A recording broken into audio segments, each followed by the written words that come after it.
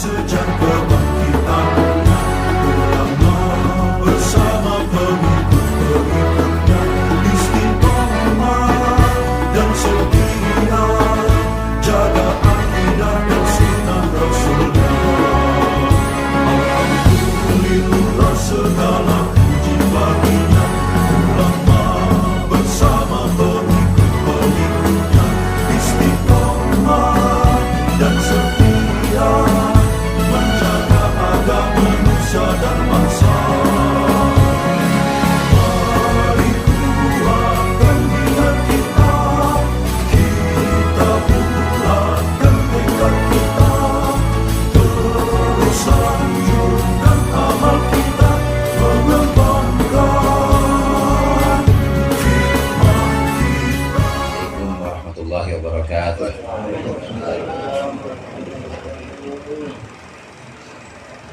Al-Fatihah.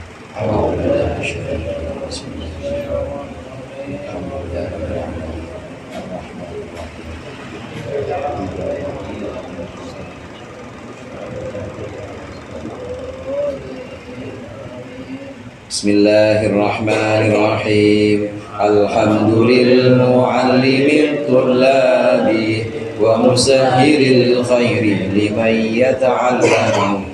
Thumma as-salatu was-salamu 'alan nabi wa alihi wa sahbihi jayu'tamu. Ya Rabbana kaffir 'anna dhunubana wa walidina wa liman huwa muslimu. Nad'uka Allahumma ilman nafi'a min yawmina ilal hisabi yaqumu. Amin amin amin wa ya fattahu. Amin amin amin wa ya alimu. Alhamdulillah, alhamdulillahi dzil jalali wal ikram ala ma akmalahu min dinil Islam. Allahumma salli wa sallim ala nabiyyil huda war rahmah al-mab'uthi bil kitabi wal hikmah khatamin nabiyyin wa imamil mursyidin sayyidina Muhammadin wa ala alihi wa sahbihi atba'ihi ajma'in. Amma ba'd, fa inna ahsanal hadits inna ahsanal kalami kitabullah wa khairul hadi hadi Muhammadin Rasulullah sallallahu alaihi wasallam wa syarrul umuri muhdatsatuha wa kullu muhdatsatin bid'ah wa kullu bid'atin dhalalah wa kullu dhalalatin finnar. Segenap jamaah majlis zikir dan ta'lim al-halaqatul munfarijah, para ustaz, para guru, hadirin sekalian yang berbahagia. Sebelum kita mulai zikir, mari sama-sama kita lanjutkan pengajian kitab Mau'izatul Mukminin, satu kitab yang merupakan khulasah atau ringkasan dari kitab Ihya Ulumuddin. Qala al-mu'allif rahimahullah wa nafa'ana bihi wa bi ulumihi wa bi barakatihi fid dharain amin. Wa yang bagi alla yuhmila aqaribahu fi diyafatihi fa inna ihmalahum ihashun wa qat'u rahimin. Dan siogianya orang yang mengundang itu tidak mengabaikan kerabat-kerabatnya dalam melayani tamu, karena sesungguhnya mengabaikan kerabat-kerabat ihashun, karena sesungguhnya dalam mengabaikan kerabat-kerabat, sesungguhnya mengabaikan kerabat itu ihashun, ada kesedihan, wa qat'u rahimin, dan memutus rahim atau persaudaraan. Mengundang atau mengajak orang makan itu sesuatu yang baik, hadirin. Makanya kalau kamilan pasti ada makannya kan ya. Kalau nggak ada saya suruh bawa pokoknya. Bawa masing-masing. Karena memang memberikan makanan ini termasuk sunnah dan juga termasuk tuntunan Rasulullah SAW. Para sahabat dan juga para tabi'in ini diantara hobinya atau diantara kesukaannya, amaliyahnya ini adalah memberikan makan tamu-tamu, memberikan makan undang-undangan yang memang diminta hadir. Satu, pernah Rasulullah ini menjelaskan tentang bagaimana kafarah atau bagaimana Allah mengampuni dosa-dosanya hamba. Kafarah namanya, dan juga mengangkat derajatnya. Allah mengampuni dosa-dosa hamba. Kalau dosanya sudah habis ya diangkat derajatnya. Ini adalah dengan it'amut ta'am. Satu, yang kedua wassalatu billail wan nasuniyam. Jadi ada dua cara. Yang pertama caranya, kalau kita mau dosa kita dihapuskan, derajat kita diangkat, kasih makan orang. Kasih makan bisa dengan cara undangan atau bisa dengan cara ya tamu kita layani. Yang kedua yaitu bangun malam. Bangun malam, orang-orang pada tidur, kita bangun malam. Orang sini begitu semua kan ya? Iya, saya tahu. Kalau nonton bola, dia bangun malam. Nah, kalau nggak bisa bangun malam, paling nggak kasih makan orang. Kalau kasih makan orang, itu juga termasuk kafarah, menghapuskan dosa-dosa kita, dan juga termasuk mengangkat derajat-derajat kita. Karenanya di sini, kalau kita mengundang orang, itu sangat baik, satu anjuran Rasulullah. Tapi jangan lupa, kalau kita ngundang, jangan kemudian kita menomorduakan atau mengabaikan kerabat kita sendiri. Orang yang diundang jauh-jauh, teman-temannya pada datang, tapi saudara sendiri bengong di rumahnya. Saudara sendiri pelongo-pelongo nggak dilayani, jangan. Utamakan kerabat dulu, utamakan kerabat, apalagi saudara yang memang ada tali saudaranya. Rahim di sini artinya rahim kandung, yang ada hubungan kandung, apa itu ponakan, apa itu kakak, apa itu ipar misalnya. Pokoknya kerabat itu diutamakan dulu. Jangan sampai kita ngundang orang jauh-jauh, tapi saudara kita, kerabat kita di pojokan, kagak mau ngapain. Ngapain bang di pojokan? Nungguin ancak supaya hujan kagak turun. Ngapain bang? Kasihan. Jadi jangan sampai kita mengabaikan keluarga sendiri sementara undangan itu kita layani. Ini yang diajarkan oleh Rasulullah, kita harus memperhatikan keluarga juga.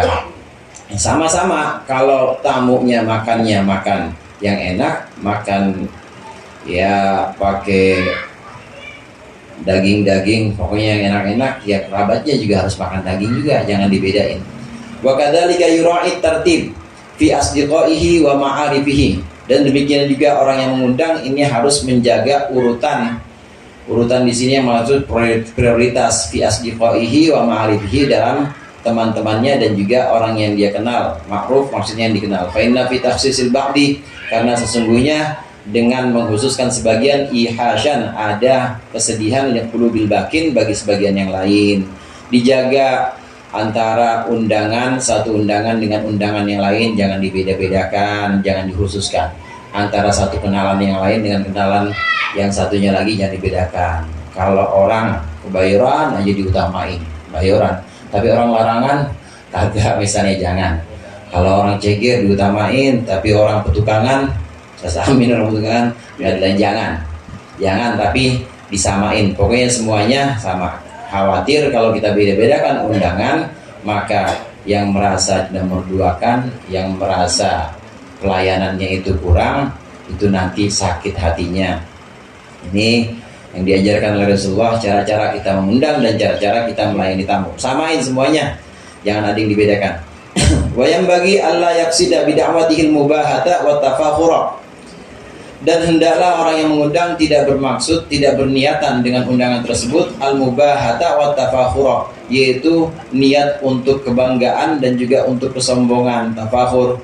Balistimal qulubil ikhwan, tetapi untuk menarik hatinya para saudara yang diundang, wa idkhalis surur, dan juga memasukkan kebahagiaan ala qulubil mukminin, atas hati orang-orang mukmin. Kalau kita mengundang orang, mungkin walimatul urus atau walimatul safar atau undangan-undangan yang lain, ini niat kita di sini sebutkan dua. Niatnya yang pertama, niat supaya bikin hati undangan itu senang, supaya hati undangan itu senang, condong kepada kita, dan makin akrab, makin dekat dengan orang yang undang. Ini niat yang pertama. Kemudian yang kedua, idkhalus surur. Idkhalus surur itu memberikan kebahagiaan kepada orang-orang mukmin. Ini termasuk sunnah, masuk yang dianjurkan oleh Rasulullah. Idkhalus surur, memasukkan kebahagiaan. Niat yang pertama supaya menambahkan keakraban antara orang yang undang dengan orang yang diundang atau undangan.